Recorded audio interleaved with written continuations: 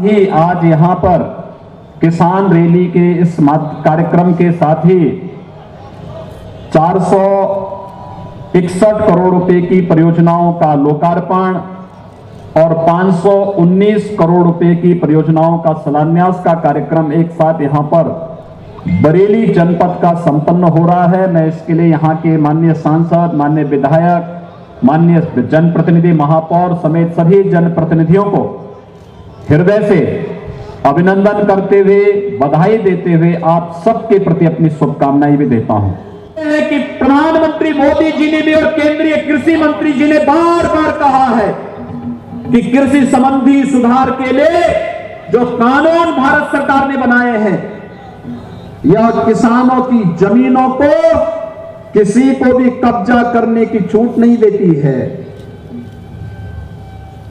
मंडी समाप्त करने की कहीं कोई व्यवस्था नहीं। मंडी तो ये चलेंगे ही, लेकिन एक निजी क्षेत्र में मंडी एक स्वस्थ प्रतिस्पर्धा को बढ़ाने के लिए प्रारंभ किया जा रहा है, जिससे किसानों को ज्यादा दाम मिल सके।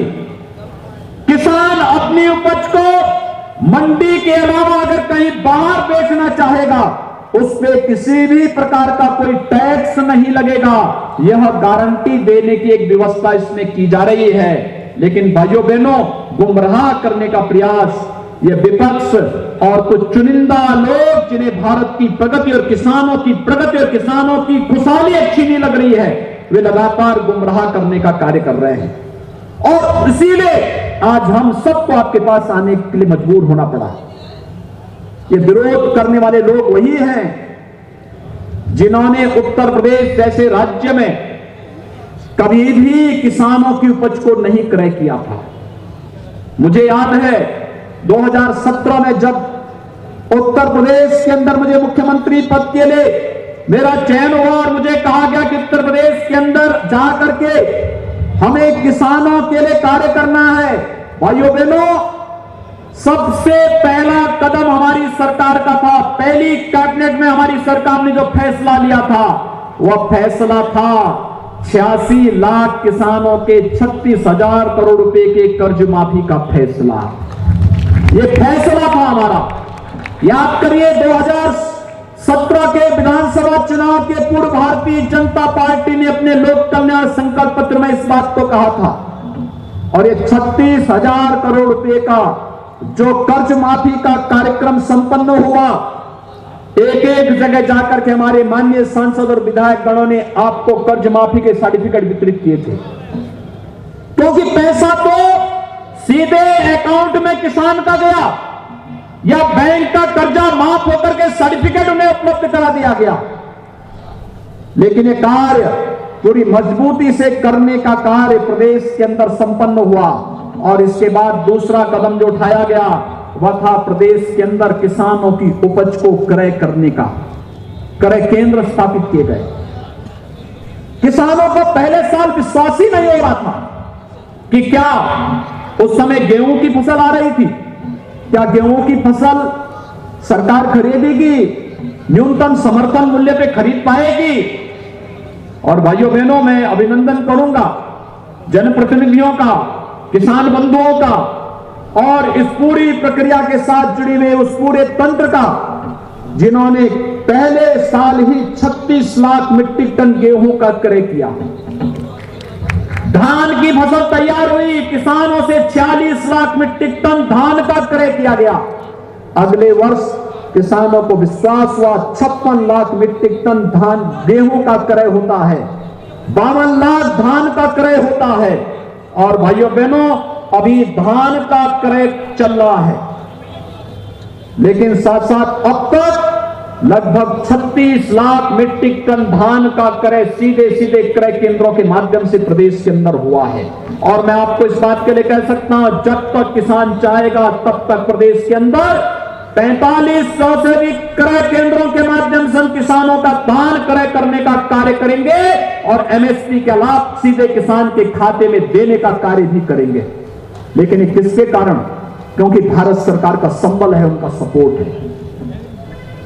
आप अनुमान करिए, यही प्रदेश है जहां पर चीनी मिलें बंद हो रही थी, वर्षों वर्षों तक जब 2017 में हम लोग आए थे 6 वर्ष का गन्ना मूल्य का भुगतान नहीं हुआ था, और आज मैं कह सकता हूं 3 वर्ष में सपा बसपा के 10 वर्ष के कार्यकाल में जितना गन्ना मूल्य का भुगतान नहीं हुआ, अकेले 3-3.5 वर्ष के दौरान 1,12,000 करोड़ रुपए के गन्ना मूल्य का भुगतान किसानों को उनके खाते में सीधे करने का कार्य प्रदेश की हमारी सरकार ने किया है। और ये एक्सपोर्ट सब्सिडी का पैसा जैसे ही आएगा ये किसान के खाते में सीधे जाएगा।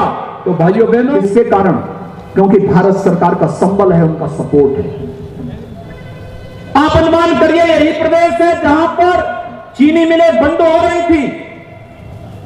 वर्षों वर्षों तक जब 2017 में हम लोग आए थे 6 वर्ष का गन्ना मूल्य का भुगतान नहीं हुआ था, और आज मैं कह सकता हूं 3 वर्ष में सपा बसपा के 10 वर्ष के कार्यकाल में जितना गन्ना मूल्य का भुगतान नहीं हुआ, अकेले 3-3.5 वर्ष के दौरान 1,12,000 करोड़ रुपए के गन्ना मूल्य का भुगतान किसानों को उनके खाते में सीधे करने का कार्य प्रदेश की हमारी सरकार ने किया है। और ये एक्सपोर्ट सब्सिडी का पैसा जैसे ही आएगा ये किसान के खाते में सीधे जाएगा।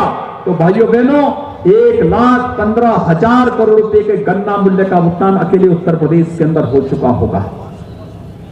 इतना पैसा 1,15,000 करोड़, ये बहुत सारे राज्यों का वार्षिक बजट नहीं, लेकिन हमारे प्रदेश में हमारे अन्नदाता किसानों के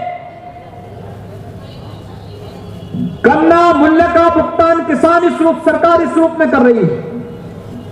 जो लोग किसानों की बात कर रहे हैं, मैं पूछना चाहता हूं उनसे, प्रदेश के अंदर किसानों के सबसे बड़े मसीहा के रूप में चौधरी चरण सिंह जी थे, लेकिन चौधरी चरण सिंह जी के स्वयं की कर्मभूमि की चीनी मिल रमाला चीनी मिल 30 वर्षों से मांग हो रही थी, उसके विस्तारीकरण और नवीनीकरण की कोई सरकार नहीं कर पाई।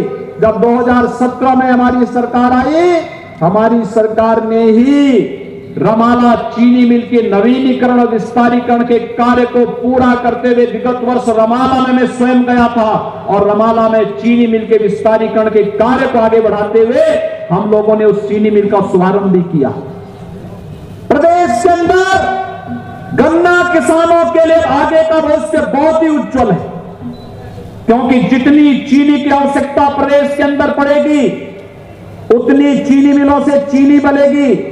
जितना गुड़ का उत्पादन होगा, खांडसारी उद्योग को लाइसेंस फ्री करके हम लोगों ने वहां पर जो भी जिस भी क्षेत्र में खांडसारी उद्योग लगाना चाहता है वहां पर उद्योग के लिए भरपूर उन्हें लाइसेंस उपलब्ध करवाया जा रहा है।